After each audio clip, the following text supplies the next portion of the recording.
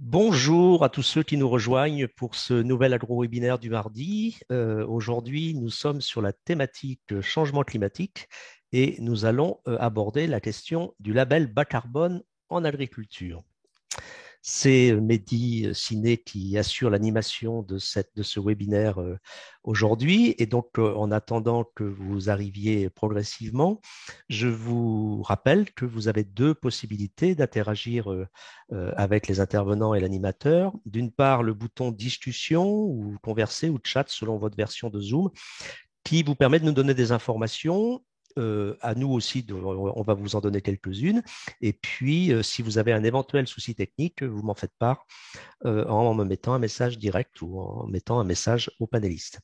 Et puis, l'autre bouton d'interaction que l'on vous conseille vivement d'utiliser, c'est le bouton Q&R, questions et réponses. Ce bouton vous permet de poser toutes vos questions et éventuellement de voter sur ces questions, questions de certains, de manière à ce que vous puissiez avoir un échange dans la deuxième moitié de ce webinaire avec les intervenants. Je vais laisser la parole à Mehdi Siné qui va introduire ce webinaire et présenter les intervenants. Merci Philippe.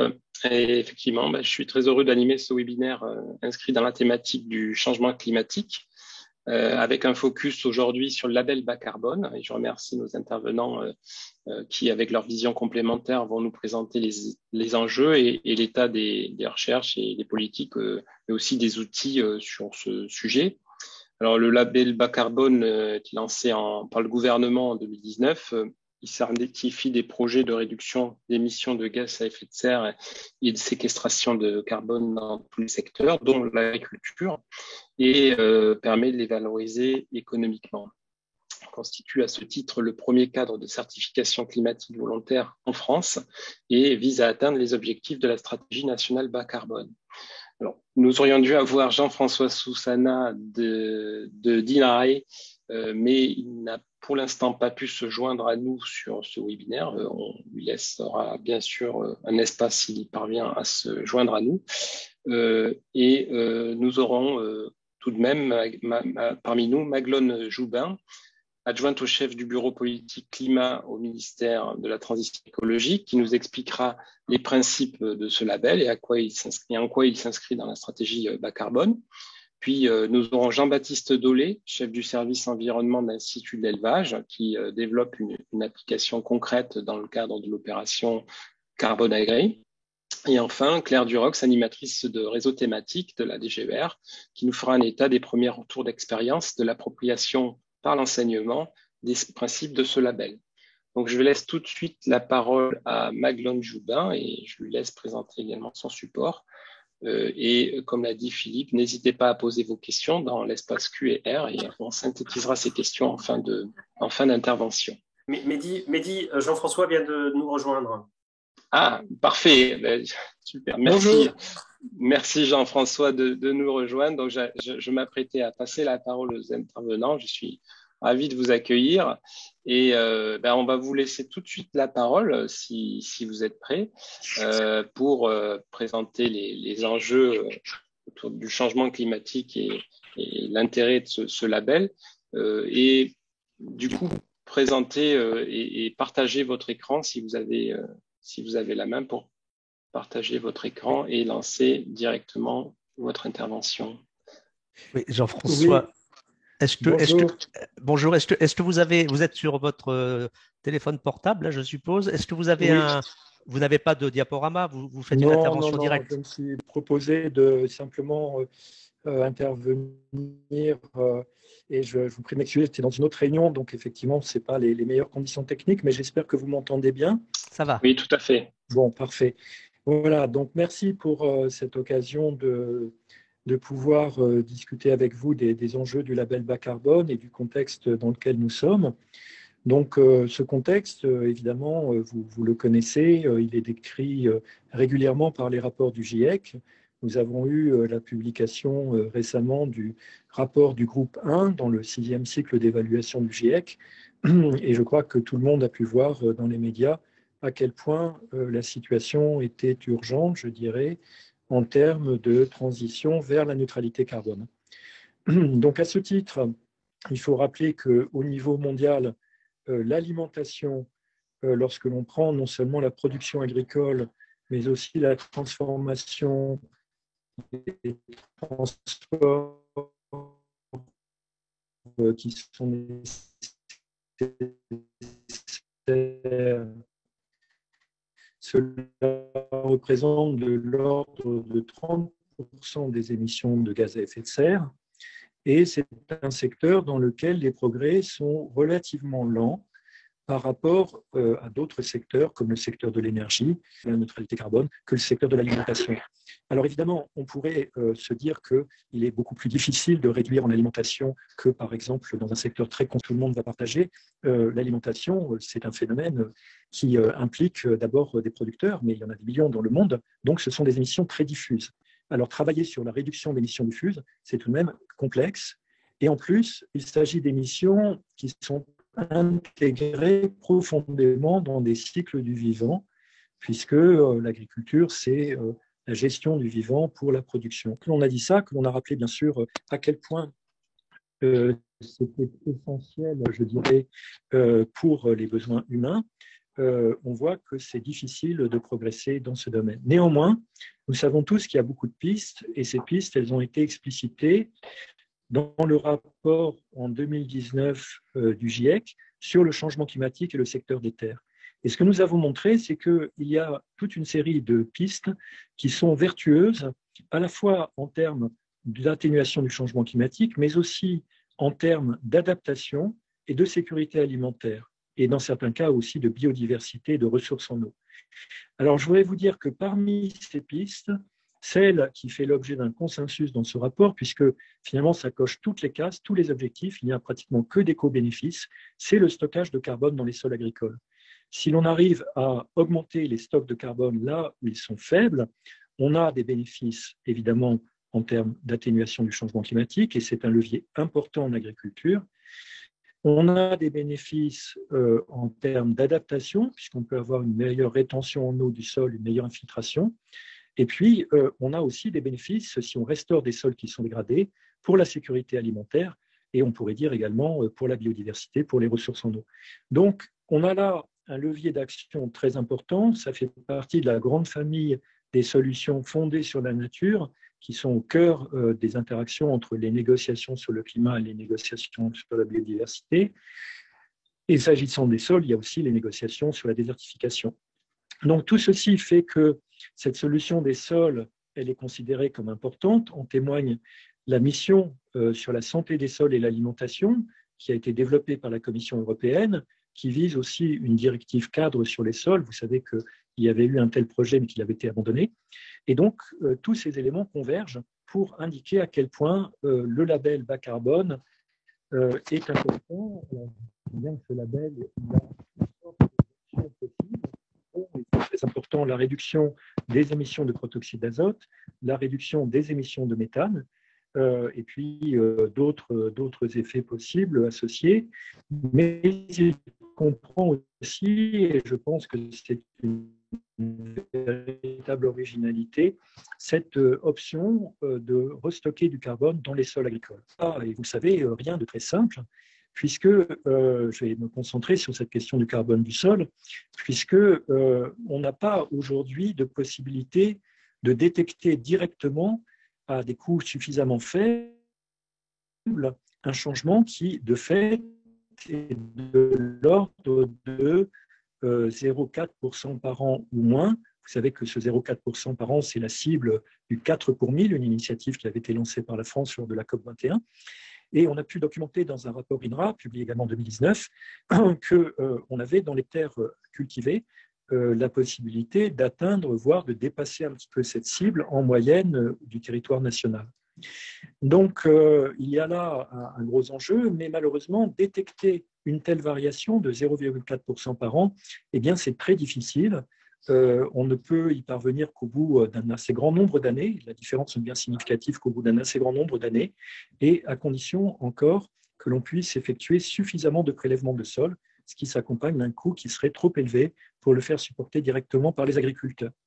Donc la question méthodologique pour le label bas carbone, c'est une question de compromis entre le caractère, je dirais, avéré de la modification du stock de carbone et les méthodes d'estimation qui sont utilisées, qui sont nécessairement indirectes, puisque nous n'avons pas de possibilité de mesurer directement à un coût suffisamment faible. À partir de là, on a engagé, avec le soutien de l'ADEME, une réflexion méthodologique qui a été utile, je crois, pour la construction du label bas carbone, par exemple dans la filière des grandes cultures. Et nous avons proposé un certain nombre de couplages, par exemple entre des modèles, entre des informations issues de l'exploitation agricole. Et puis, nous avons suggéré aussi qu'il serait utile d'avoir des vérifications des variables d'entrée de ces modèles grâce, par exemple, à la télédétection, puisqu'on peut aujourd'hui suivre la couverture végétale d'un sol. On peut estimer à partir de là la quantité de matière organique qui va revenir au sol à partir du couvert végétal. Et cela affine les propriétés des modèles, leur capacité à évaluer le bilan de carbone. Donc, ces différentes recommandations ont été, disons, évaluées par les experts qui ont proposé des méthodologies et qui étaient sensibles évidemment à plusieurs critères, c'est-à-dire la facilité de mise en œuvre d'un côté par rapport à la précision et à la vérification du caractère additionnel du stockage par ailleurs. Alors moi, je pense que les résultats qui figurent aujourd'hui dans les méthodologies bas carbone sur le sol sont très intéressants. Ils permettent, j'espère, une adoption assez rapide par des acteurs de l'agriculture, évidemment par les exploitants, mais aussi par les acteurs des filières qui seront d'une manière ou d'une autre impliqués. Et d'un autre côté, je pense qu'il faut rester prudent sur, je dirais, les premières expérimentations qui seront mises en œuvre, de manière à ce qu'on puisse avérer qu'il y a bien eu un stockage de carbone, que l'on puisse également s'inquiéter des risques de déstockage ultérieur si les bonnes pratiques mises en œuvre s'arrêtaient. Et donc, il faudra rester prudent pour, disons, que l'on soit à peu près sûr qu'on aura un effet de stockage grâce au label bas carbone, dans le cas où c'est l'objectif qui est visé, et que l'on n'aura pas trop de cas où, disons, le stockage serait interrompu, ou encore trop de cas où la méthodologie n'aurait pas été suffisamment précise et aurait attribué un stockage là où il n'y en avait en fait pas vraiment. Donc, si vous voulez, je suis très heureux de voir les développements qui ont lieu en ce moment de manière accélérée en France, dans les différentes filières, notamment sur cet enjeu de stockage de carbone. J'ai mis la focale là-dessus, tout en rappelant que la question de la réduction des émissions directes est absolument centrale. Mais si j'avais un message, c'est qu'il nous faut collectivement rester attentif et prudent à la manière dont tout ceci va être mis en œuvre pour que l'on puisse être sûr que les effets pour le climat seront bien atteints. Merci beaucoup, Monsieur Soussana, pour cette intervention. Vous pouvez, si vous êtes bien sûr disponible, rester avec nous tout au long de l'heure qu'on a consacrée à ce webinaire. Oui, on vous entend de manière un petit peu hachée, donc j'espère que vous nous entendrez bien. On va recueillir les questions dans l'onglet questions et réponses et rassembler l'ensemble de ces questions à la suite des trois interventions suivantes. Donc, je passe tout de suite la parole à Maguelone Joubin qui va poursuivre l'intervention et on vous garde avec nous tous les intervenants, bien sûr, pour répondre à ces questions que vous nous faites remonter.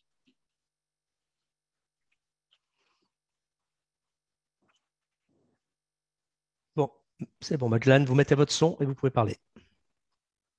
Ouais, est-ce que c'est bon? Vous voyez un écran? C'est très bon, c'est très bien, merci.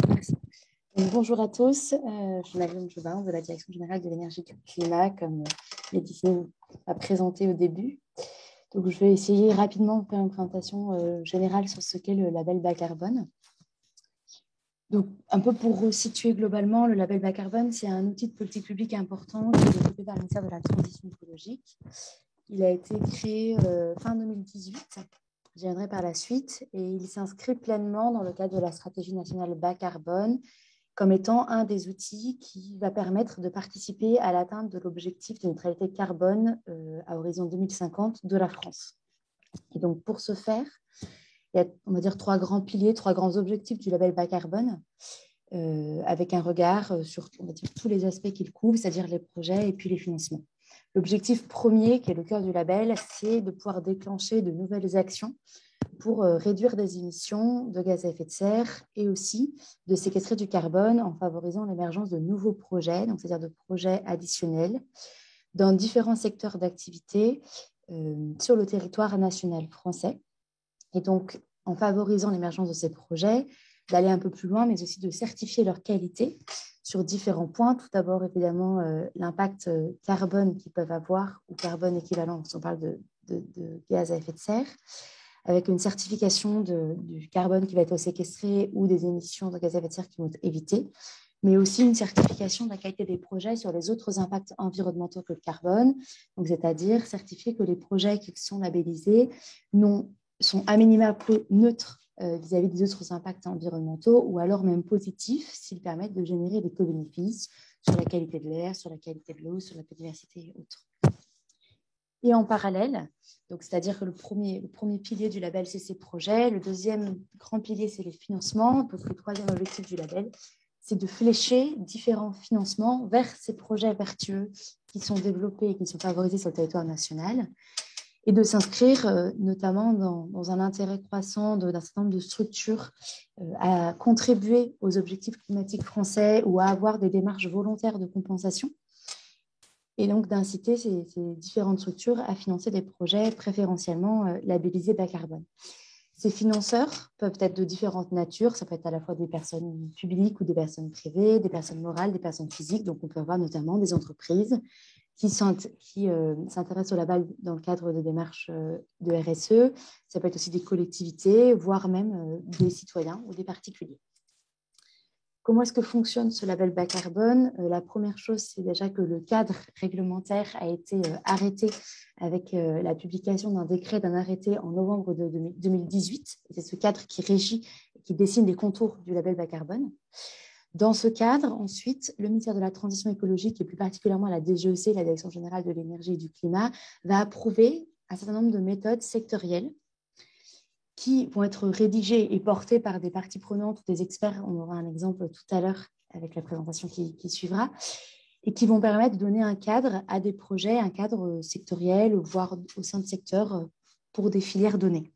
Une fois qu'on a eu un certain nombre de méthodes qui ont été approuvées par le ministère de la Transition écologique, des porteurs de projets qui peuvent être tout type de structures en fonction du secteur dans lequel on regarde, donc ça peut être des particuliers, ça peut être des entreprises, ça peut être des exploitants agricoles, vont pouvoir se saisir d'une des méthodes qui a été approuvée pour monter un projet, demander une labellisation de leur projet en se référant à la méthode, et ensuite le ministère pourra labelliser ces projets si évidemment ils sont éligibles et s'ils se réfèrent correctement à la méthode.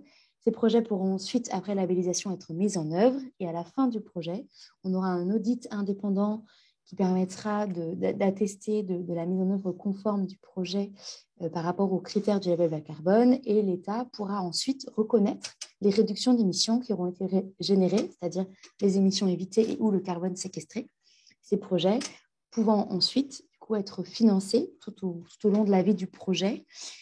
Et à la fin du projet, le financeur se verra attribuer des réductions d'émissions qui auront été générées par le projet. Pour rentrer un peu plus précisément, qu'est-ce qu'un projet label bas carbone ? Donc, c'est tout simplement un projet qui permet, comme je le disais au début, de réduire des émissions ou de séquestrer du carbone. On considère cet angle de réduction d'émissions ou de séquestration de carbone en regardant un différentiel entre le scénario du projet et un scénario de référence, qu'on dit aussi le business as usual, c'est-à-dire qu'est-ce qui se serait passé sur ces parcelles-là ou dans cette entreprise-là si on n'avait pas eu de projet en l'état actuel du droit, avec les incitations économiques qu'on connaît, avec les aides publiques existantes. Et on va comparer cette référence avec la mise en œuvre de pratiques ou de nouvelles actions. Et c'est le différentiel entre ce projet et cette référence, c'est-à-dire les émissions qui ont pu être évitées par rapport à la différence ou le carbone qui a pu être séquestré par rapport à ce qu'on aurait eu dans une référence, qui va pouvoir être certifié, financé, parce qu'évidemment, ce sont des actions qui sont coûteuses à mettre en place pour les porteurs de projets. Donc, ces réductions d'émissions-là vont être financées par des financeurs et c'est ce volume-là de réduction d'émissions qui vont être attribués aux financeurs du projet. Évidemment, les projets doivent respecter un certain nombre de critères de qualité qui sont intrinsèques au label bas carbone. Tout d'abord, ça doit être des projets additionnels, c'est-à-dire qu'il s'agit de certifier des réductions d'émissions qui vont au-delà de la réglementation et qui sont des projets qui ne sont pas suffisamment aidés avec les aides publiques existantes.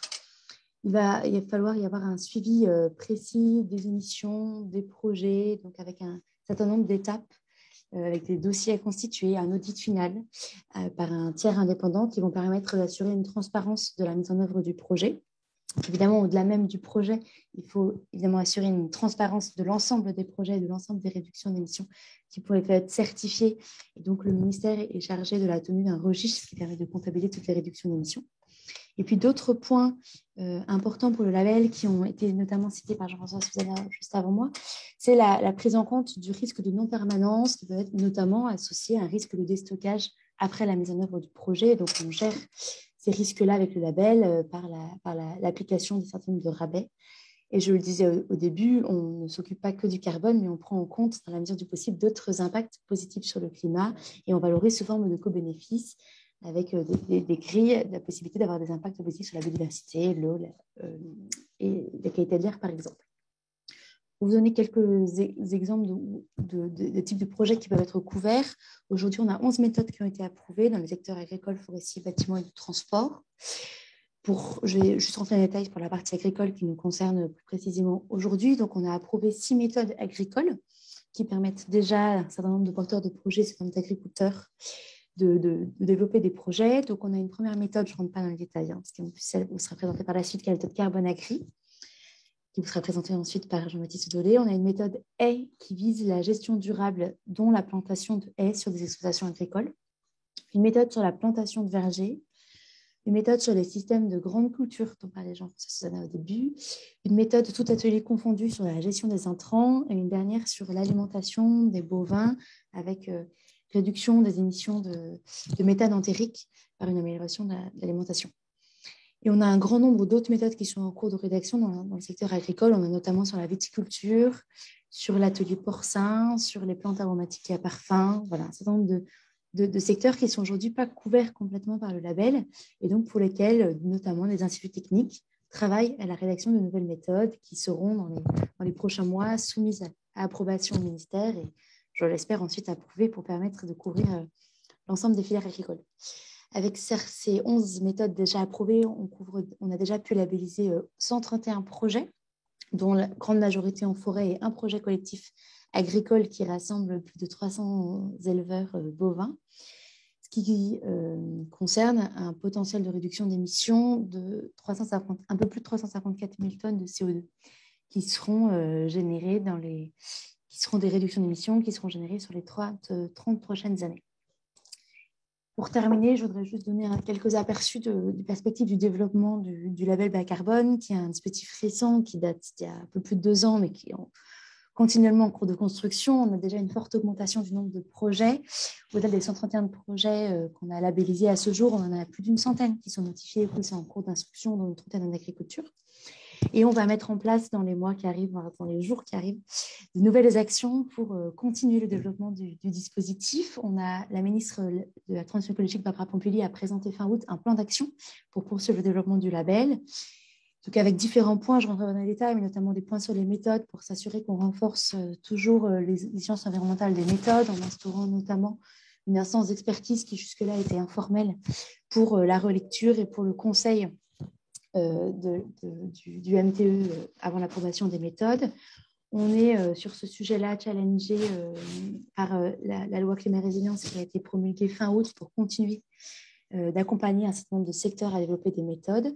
Et au-delà des méthodes, sur les financements, on accompagne aussi la montée en puissance d'un certain nombre de structures qui souhaitent s'investir pour financer des projets, avec notamment dans les jours à venir un fonds d'amorçage qui a été lancé par la ministre de la Transition écologique début septembre pour engager les entreprises à atteindre prochainement un montant de 1 million de tonnes d'engagement de financement dans les prochains mois. Et vous pourrez aussi suivre, vous l'avez peut-être vu dans la presse, dans le cadre de la loi Climat et Résilience, des obligations à venir de compensation pour les compagnies aériennes. Et plus largement, ce sera mon dernier point, on est en train de réviser le cadre du label bas carbone. En ce moment, on a soumis à la consultation du public la révision du décret et de l'arrêté du label, entre autres pour permettre la déconcentration du suivi des projets au niveau régional dans les DREAL. Donc, vous pourrez retrouver un certain nombre d'informations sur le label sur la page Internet avec des documents, notamment une plaquette de communication qui est sortie en août qui précise d'autres points du plan d'action. Voilà. Merci Maglone pour ce panorama. Je vais tout de suite passer la parole à Jean-Baptiste Dolé de l'Institut de l'élevage qui va nous préciser une des méthodes qui a été évoquée sur l'élevage, Carbone Agri et l'outil Cap2ER. Donc, je te laisse la parole, Jean-Baptiste.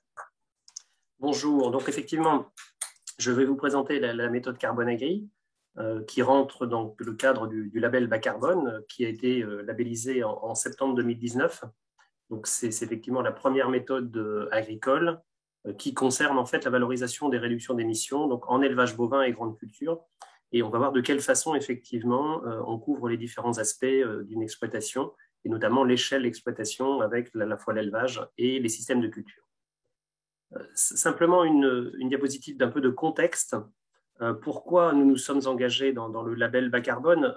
En fait, les filières d'élevage de ruminants ont engagé des démarches multipartenariales depuis les années 2012-2013 autour du bas carbone. L'objectif des filières était effectivement de réduire l'impact gaz à effet de serre, d'augmenter le stockage de carbone, de manière à réduire l'intensité carbone des produits issus des fermes de polyculture élevage.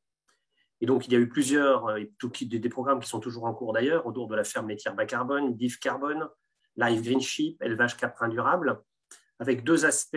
Le premier aspect, c'est la dimension européenne de ces projets, puisque ça a permis d'avoir une communication très forte et une application très forte de pas mal de pays partenaires autour de cette problématique du bas carbone. Donc, ça a eu un effet d'entraînement au niveau national et au niveau européen. Et puis, le deuxième aspect, c'est effectivement la création de l'outil Cap2ER, avec un certain nombre d'opérateurs aujourd'hui qui mobilisent l'outil Cap2ER, qui vise en fait à réaliser l'évaluation environnementale des systèmes de production. Alors, du fait de ces programmes qui sont engagés depuis 2012, on a pu un peu identifier plusieurs étapes pour impliquer les éleveurs dans ces démarches de progrès. Alors, la première chose, c'est de fait de former et d'informer les agriculteurs, mais également les acteurs du monde agricole sur ce lien entre impact climatique, on va dire, impact carbone et pratique d'élevage. Donc ça, c'est un élément qui est très important puisque lorsque l'on parle de méthane, de protoxyde d'azote, etc., l'objectif, c'est vraiment de démystifier cette question-là et de montrer quels sont les gains possibles du fait de l'ajustement, d'une modification des pratiques. Et donc, au-delà de cette information et de cette formation, il y a de fait l'analyse environnementale en exploitation, donc avec l'outil Cap2ER, qui permet en fait de déterminer l'impact environnemental et plus précisément l'impact carbone d'une exploitation. Et à l'issue du diagnostic, la possibilité de construire un plan d'action, donc un plan de progrès, qui va permettre en fait d'ajuster quelques pratiques sur l'exploitation de manière à réduire son intensité carbone. Alors aujourd'hui, grâce aux programmes nationaux qui ont été développés, c'est plus de 15 000 éleveurs qui sont impliqués dans ces démarches de progrès. Et au total, c'est 23 000 diagnostics qui ont pu être réalisés, certains éleveurs ayant réalisé 2 audits à intervalles de 3 ou 4 ans. Et donc, fort en fait de ces démarches nationales portées par les filières, l'idée a été de dire le label bas carbone est une opportunité pour ces filières, pour ces agriculteurs engagés dans des démarches de progrès, de valoriser la réduction des émissions de gaz à effet de serre. Donc déjà, dans un premier temps, de la quantifier. Et donc, de quelle façon on va quantifier la réduction des émissions de gaz à effet de serre? Jean-François Sousana a parlé tout à l'heure du stockage additionnel de carbone, donc de quelle façon on va pouvoir quantifier ces éléments-là. Et ensuite, certifier la réduction des émissions de gaz à effet de serre dans le cadre du label. Et c'est pour cela qu'en fait, nous avons déposé la méthode Carbone Agri. Et à savoir également qu'aujourd'hui, on parle beaucoup de diffusion dans les réseaux, dans les exploitations, etc. Aujourd'hui, c'est plus de 1300 conseillers que l'on forme, qui ont été formés à cette problématique et au fait de pouvoir accompagner les agriculteurs dans ces démarches de progrès. Alors, comment s'articulent Cap2ER et Carbone Agri? Cap2ER, en fait, permet de faire une photo de la situation existante de l'exploitation. Et donc, le Cap2ER, en fait, est un outil multicritère. Même si le label bas carbone est centré sur le carbone, on tient absolument à identifier également quels sont les autres impacts environnementaux, mais également quels sont les autres bénéfices environnementaux. Et donc, on va travailler sur le stockage de carbone, sur l'entretien de la biodiversité, la consommation d'énergie ou la production d'énergie sur les exploitations, et bien évidemment sur les émissions de gaz à effet de serre. Et il y a d'autres indicateurs, comme le potentiel nourricier, par exemple. Et donc, Cap2ER permet de faire cette photographie de l'existant et ensuite de construire un plan d'action. Et le lien avec Carbone Agri concerne en fait le fait de pouvoir quantifier la réduction des émissions de gaz à effet de serre entre deux audits Cap2ER qui seront mis en œuvre sur les exploitations. Donc, un premier outil qui donne la situation et le deuxième qui permet de quantifier les liens. Alors, ce qui nous semble important, c'est d'avoir, on sait très bien que les exploitations agricoles, en fait, sont multiproductions en France, en tout cas l'essentiel. Et donc, c'est important d'embrasser l'ensemble des productions d'une exploitation. Il serait un peu illusoire, en fait, de vouloir saucissonner une exploitation et de vouloir, par exemple, améliorer un atelier de cette exploitation sans savoir quels seraient les effets sur les autres ateliers de l'exploitation.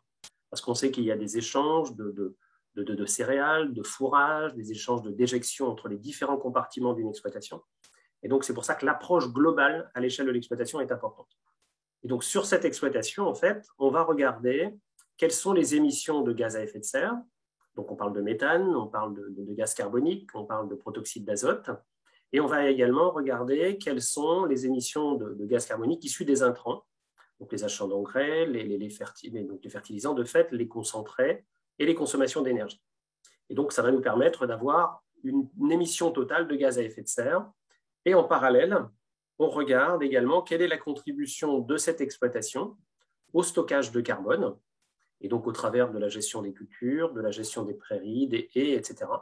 Et donc, on peut avoir ainsi le bilan émissions de gaz à effet de serre et séquestration carbone des exploitations. En fait, l'analyse que l'on a réalisée sur un nombre très conséquent d'exploitations, combinée aux travaux de l'INRA et aux expertises collectives qui ont été publiées ces dernières années, nous ont permis en fait d'identifier autour de 35 à 40 pratiques aujourd'hui que l'on peut proposer aux agriculteurs pour réduire leur impact sur le changement climatique. Alors, certaines vont concerner la réduction des émissions de gaz à effet de serre, d'autres la séquestration du carbone. Alors, si je reviens sur la réduction des émissions de gaz à effet de serre, en fait, ce sont des pratiques qui parlent très vite aux agriculteurs et aux conseillers qui accompagnent ces agriculteurs.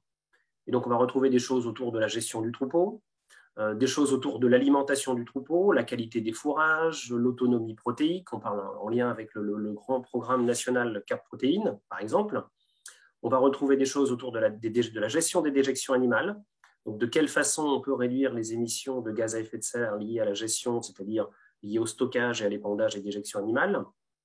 On peut également parler de méthanisation comme étant une des solutions pour réduire les émissions de méthane lors du stockage. Toute la question autour des engrais également.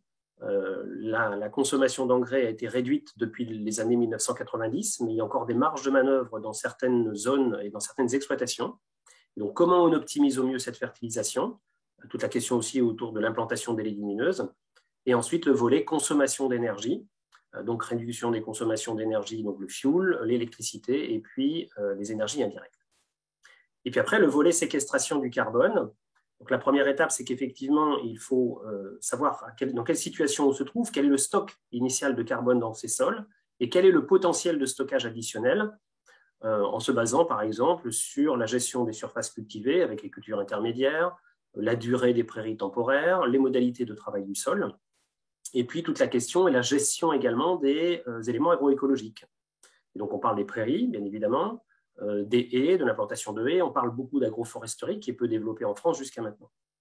Et en fait, lorsque l'on propose aux agriculteurs, aux éleveurs ces pratiques, généralement, on peut réduire assez facilement, néanmoins ça nécessite un changement de pratique, hein, donc on peut réduire de 15 à 20% l'empreinte carbone des exploitations aujourd'hui. Et sur une ferme en fait, moyenne française, on va dire que ça représente, à l'échelle du label bas carbone et de la méthode Carbone Agri, c'est-à-dire sur une durée de 5 ans, ça représente 350 à 500 tonnes de CO2 évitées pour une ferme moyenne française. Alors, comment, un autre élément aussi avant de passer à la mise en œuvre des programmes, c'est qu'effectivement, il est important de réduire nos émissions de gaz à effet de serre, de s'adapter au changement climatique, mais il est également important de s'assurer à ce que les pratiques qui vont être proposées aux agriculteurs ne se traduisent pas par une dégradation des autres impacts environnementaux ou des autres considérations environnementales. Et donc, c'est pour cela qu'on va suivre également la biodiversité, donc la contribution de l'agriculture à la biodiversité, contribution à la qualité de l'eau, la qualité de l'air en lien avec les émissions d'ammoniac. On parle beaucoup également de fertilité des sols, d'entretien des sols en matière organique, etc. Et donc autour des surfaces en couverts végétaux, par exemple, qui sont des indicateurs assez pertinents. La production d'énergie, qui est un élément important puisque l'agriculture peut jouer un rôle non négligeable. Et puis la lutte contre la déforestation, en lien avec l'utilisation du soja et puis l'augmentation de l'autonomie protéique. Et donc tous ces éléments-là vont être suivis chez chacun des agriculteurs impliqués dans les démarches de progrès. Alors, je suis agriculteur, je suis éleveur. Comment se met en œuvre la méthode Carbone Agri sur mon exploitation? Donc, sur une période, la méthodologie est définie sur une période de 5 ans. Donc, la première chose, c'est de fait de faire un audit environnemental CAP2ER, de manière à pouvoir mettre en place un plan d'action. Avec ce plan d'action, on sait quantifier la réduction potentielle de gaz à effet de serre sur cette exploitation. Et cela permet en fait de demander au ministère une labellisation du projet, c'est-à-dire que l'on dépose un descriptif de projet auprès du ministère pour la labellisation de ce projet. Ce qui est important également, ce que l'on a constaté, c'est qu'il faut absolument accompagner les agriculteurs dans ces démarches de progrès, et ça pendant toute la durée de la mise en œuvre des pratiques. Et donc c'est pour ça qu'à plusieurs étapes, on va intervenir auprès de l'agriculteur, et notamment en année 3, on va faire un constat de mi-parcours pour s'assurer que les pratiques soient bien mises en œuvre. Et puis, en fin de projet, en année 5, nouvel audit, CAP2ER. La différence entre les deux audits nous permet de déterminer la réduction des émissions de gaz à effet de serre. Et dans le cadre de la méthode Carbone Agri, donc nous faisons appel à un auditeur externe, qui est le cabinet Veritas, qui va vérifier la réduction des émissions de gaz à effet de serre. Et ensuite, le ministère procédera à la reconnaissance des réductions d'émissions. Alors aujourd'hui, la méthode Carbone Agri est en cours de déploiement grâce à l'association France Carbone Agri, qui a été créée en 2019 et qui a lancé 2 appels à projets. Donc Maglone Joubin l'évoquait précédemment.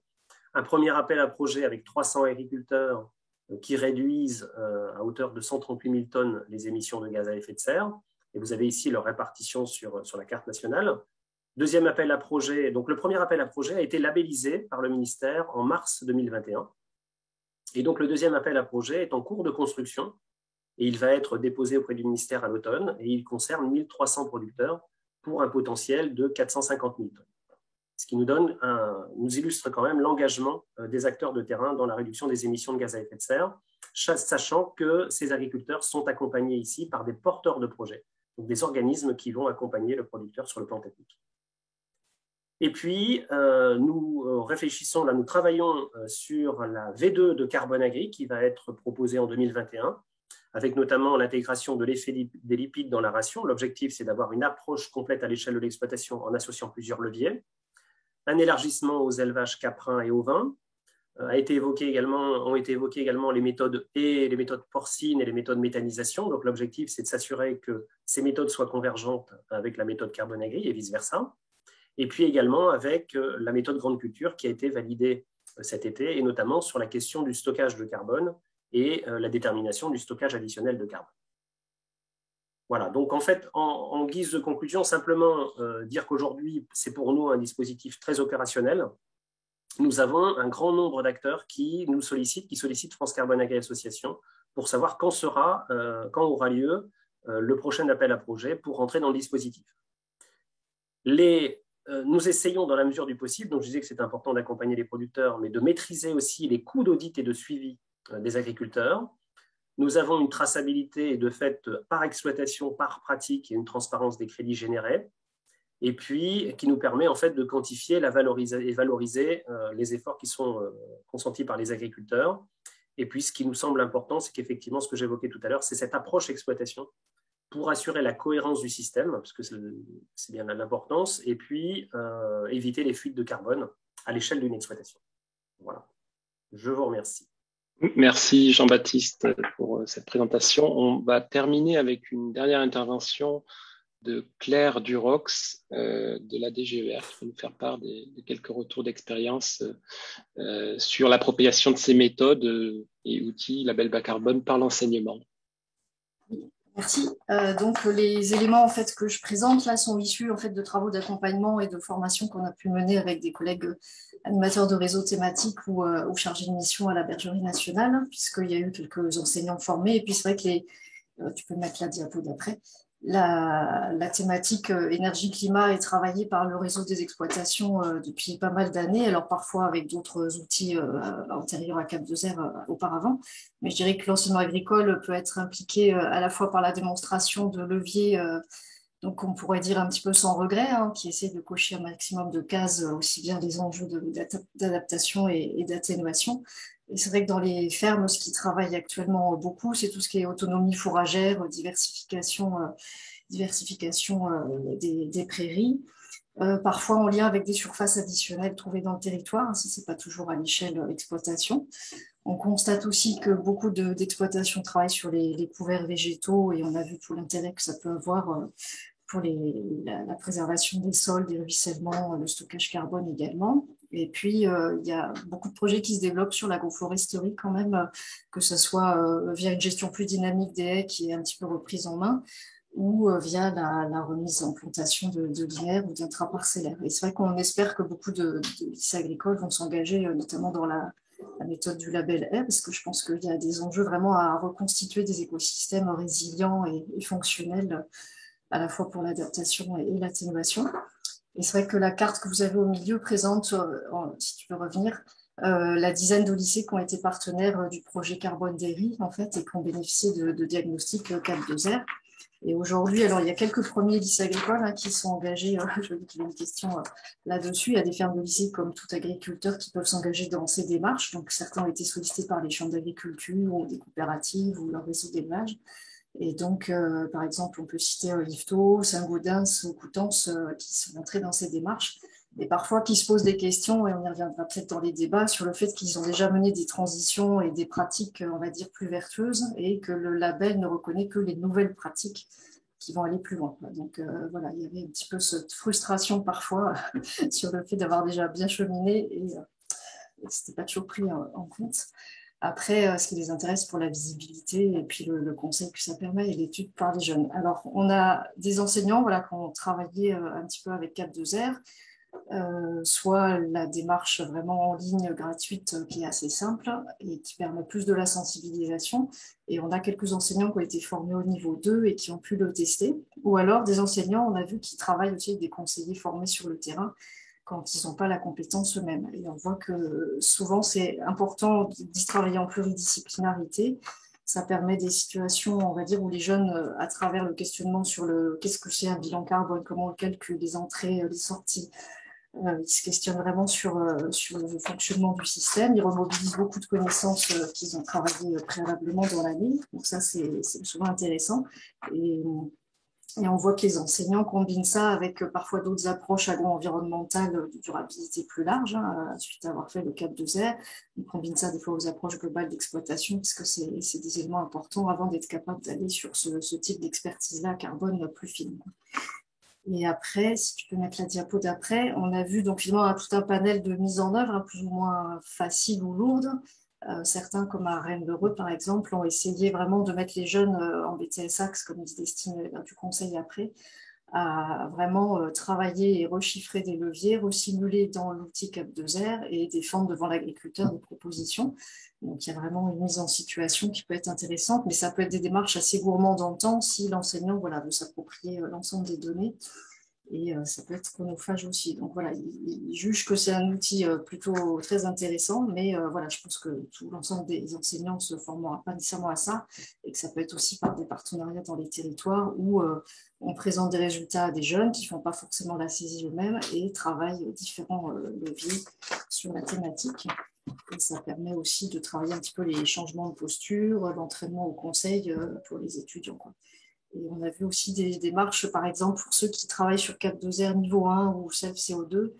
Alors, ce pas les vrais outils méthodos du label, hein, mais ça permet de travailler au moins la diversité des leviers, faire réfléchir aux jeunes à qu'est-ce qui existe dans les territoires et analyser un petit peu cette variabilité de mise en œuvre derrière. Donc voilà, je m'arrête là. Merci beaucoup, merci à tous les intervenants pour vos présentations qui ont généré beaucoup de questions. Donc certains ont déjà été résolus par les panélistes qui peuvent aussi répondre directement dans l'onglet des questions et réponses. On n'aura probablement pas le temps de toutes les traiter, je m'en excuse, mais on va les prendre de manière un peu groupée. Donc sur l'ordre des peut-être plus l'angle scientifique et technique, il y a pas mal de questions autour des pratiques qui questionnent, ce label questionne aussi les pratiques et donc il y a une question par exemple sur le risque que l'objectif 4 pour 1000 pourrait justifier un fort usage de fertilisants azotés pour produire beaucoup de biomasse avec un stockage dans le sol qui reste incertain et soumis à différents facteurs. Il y a également une question sur alors excusez-moi parce que ça bouge beaucoup sur les publications, des publications récentes sur les pratiques de non-labour qui, si elles permettent bien de stocker du carbone, accroissent aussi significativement les émissions de N2O. Du coup, je m'adresse à Jean-François Soussana. Peut-être, est-ce que vous avez des éléments de réponse par rapport à ce type de questions qui interrogent les pratiques et qui font écho à ce que vous disiez dans la fin de votre intervention sur les résultats très intéressants, mais également la nécessité de rester prudent sur ces premières expérimentations. Le mieux est que tous les intervenants remettent leur micro pour le temps de questions-réponses. Jean-François, est-ce que vous êtes ici? Je ne suis pas sûr que Jean-François ait eu accès à la question. Je ne sais pas si Jean-Baptiste, tu as peut-être des éléments un peu généraux sur le questionnement de ces pratiques.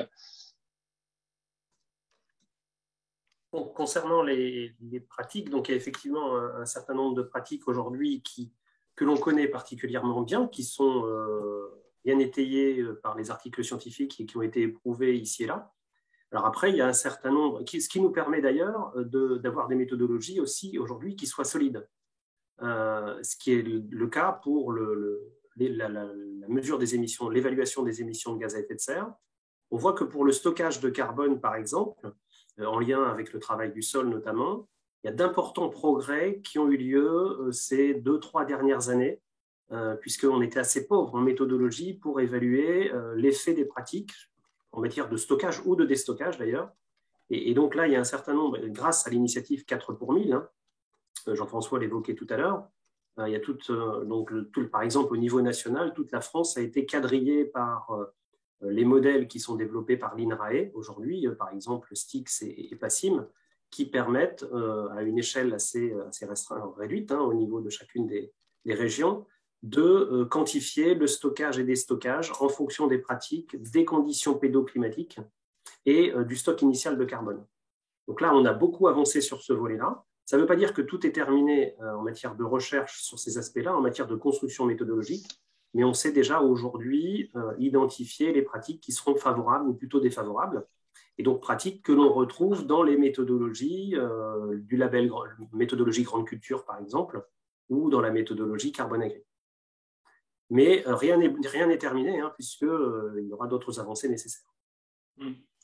Et sur la question des outils, plusieurs questions un peu dans ce sens-là aussi, sur une exploitation qui a plusieurs plusieurs productions. Comment faire? Il y a plusieurs outils à mobiliser, plusieurs diagnostics. Est-ce qu'il n'y a pas des risques aussi que les résultats soient quelque part un peu différents selon les méthodes? Comment vous voyez ça? Alors, les méthodes ne sont pas cloisonnées. C'est-à-dire que, par exemple, lorsque l'on parle de la méthode grande culture, de la méthode carbone agri, de la méthode porcine qui va sortir à l'automne, là, ou au début de l'année 2022, ces méthodes sont élaborées par les instituts techniques généralement, qui ont tous contribué à l'élaboration du guide GESTIM, que vous pouvez retrouver ici et là, et notamment sur le site de l'ADEME, qui est en fait une base méthodologique valable pour l'ensemble des systèmes de production, où on va aller chercher des référentiels identiques et des approches identiques. Ce qui fait qu'en fait, aujourd'hui, et donc on y travaille encore avec les différents instituts techniques, on s'assure que la question des émissions, par exemple, je ne sais pas, on peut parler d'émissions de gaz à effet de serre et d'éjection dans un élevage porcin, dans un élevage bovin, il faut qu'elles soient considérées de la même façon avec les mêmes méthodes.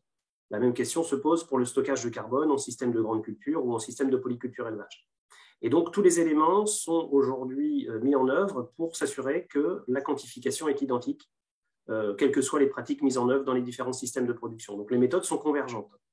Ensuite, une exploitation qui posséderait plusieurs productions peut mobiliser l'une ou l'autre des méthodes, mais je pense important de garder cette approche exploitation. Et l'idée, c'est qu'en fait, on crée des liens entre les méthodes. Et par exemple, la méthode porcine et la méthode carbone agri, il y aura des liens, de manière à ce qu'un éleveur bovin, par exemple, puisse mobiliser en même temps la méthode porcine pour son atelier porcin et la méthode carbone agri pour la partie relative à l'élevage bovin ou aux cultures. Voilà. Et donc, l'idée, c'est d'avoir des briques qui puissent s'assembler de manière à éviter de saucissonner l'exploitation et de manière à avoir une évaluation complète, parce qu'on sait qu'il y a des interférences et des flux entre les différents ateliers d'une exploitation. Donc, tout ça, c'est en cours de construction. Et par exemple, c'est pour ça qu'on travaille également, notamment aujourd'hui, à élargir le périmètre du câble 2ER en faisant le lien avec la filière porcine, avec la filière volaille, et puis également sur toute la partie grande culture et notamment stockage de carbone. Merci Jean-Baptiste. Alors, il y a plusieurs questions aussi autour de la valorisation. Valorisation auprès des agriculteurs, valorisation aussi et lien avec les consommateurs. Quelle est la proportion des crédits carbone qui ont été distribués dans le cadre des appels à projets? Là, je me retourne plus vers Maguelone peut-être pour apporter des réponses à ces questions. Oui, j'ai commencé à répondre à certaines questions, mais pour donner des éléments plus larges, et puis peut-être que Jean-Baptiste pourra donner des exemples concrets sur le premier projet Carbone Agri. Mais en effet, les projets, le label n'encadre pas, le label n'encadre pas tout ce qui est contrat de financement entre un porteur de projet et un financeur. Ça veut dire plusieurs choses. Ça veut dire que le porteur de projet et le financeur sont libres de choisir le calendrier et l'échelonnement du financement. On peut avoir des porteurs de projet qui décident, en lien avec leurs financeurs, de se faire financer leur projet au début ou au début et à mi-parcours, au début et à mi-parcours et avec un solde à la fin. Le calendrier est laissé à la décision de Créagré.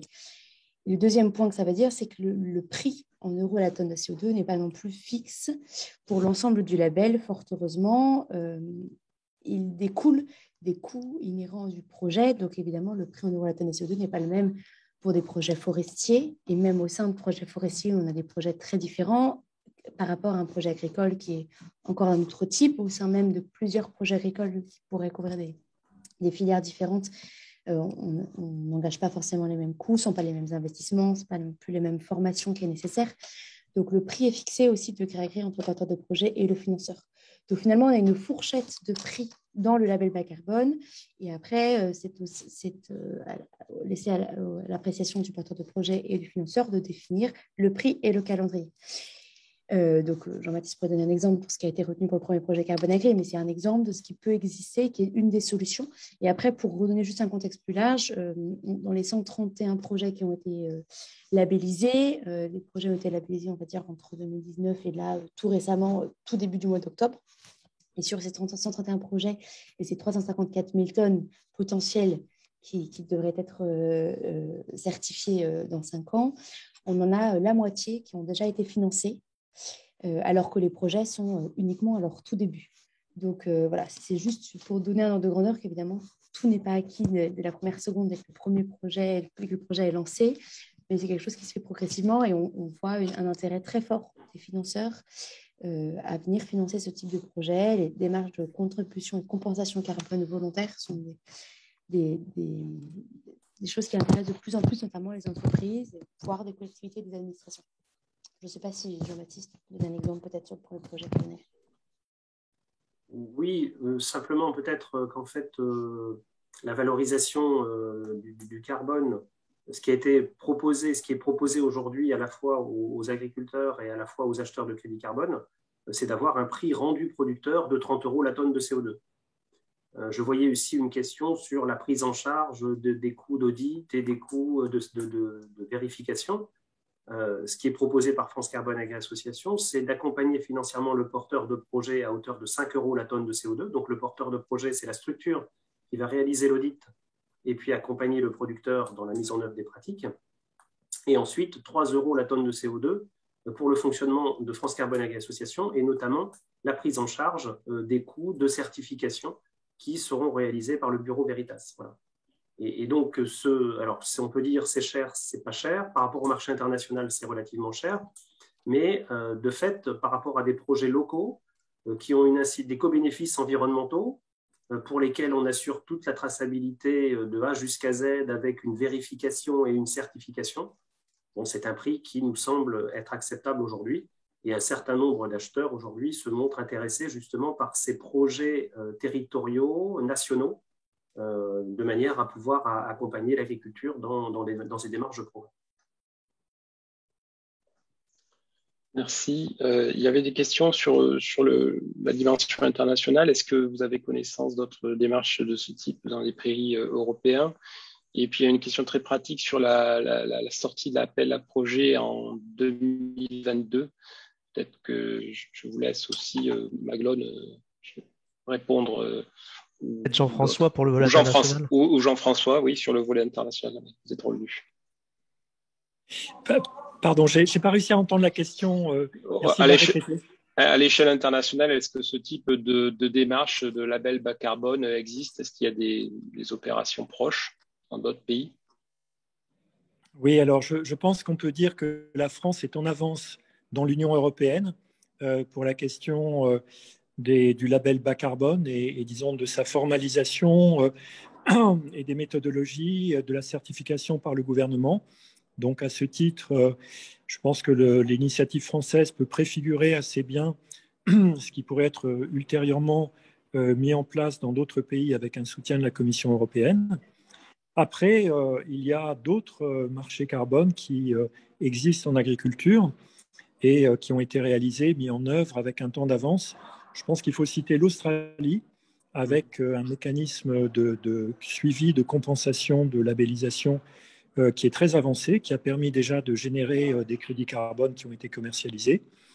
On pourrait citer également des États du Canada pour lesquels il y a eu également une certification s'agissant de couverture des sols et de crédits carbone associés, mais dans des itinéraires techniques assez spécialisés sur les céréales.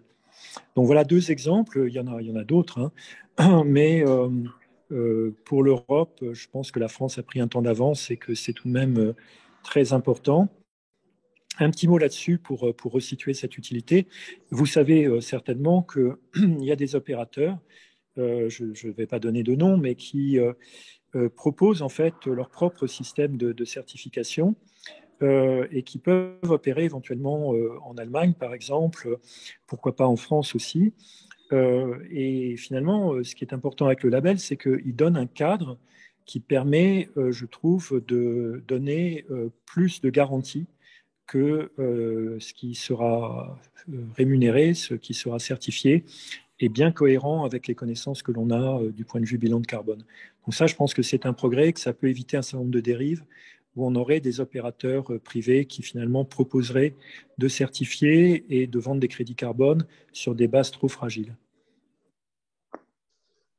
Merci pour cette réponse. Peut-être la dernière question très rapidement répondue, c'est quand aura lieu le prochain appel à projet en 2022? Pour France Carbone Agri Association, le troisième appel à projet aura lieu tout début 2022. D'accord. Voilà. OK. C'est début 2022. Ben écoutez, merci beaucoup. Merci à tous les intervenants et aux participants. Je m'excuse d'une autre question très importante. On n'a pas pu répondre à tous, mais voilà, n'hésitez pas à revenir vers nous et on pourra vous mettre en contact si vous le souhaitez. Merci. Effectivement, on n'a pas réussi à répondre à toutes vos questions, mais on va les envoyer à nos intervenants pour qu'ils nous offrent un service après don de ce webinaire pour répondre aux principales questions. Et donc, on se retrouve pour ceux qui le souhaitent la semaine prochaine sur le prochain agro-webinaire du mardi qui portera sur la santé globale et on abordera la question du bien-être animal dans les élevages. À bientôt, bonne semaine et merci encore à tous. Au revoir. Au revoir. Merci beaucoup. Au revoir.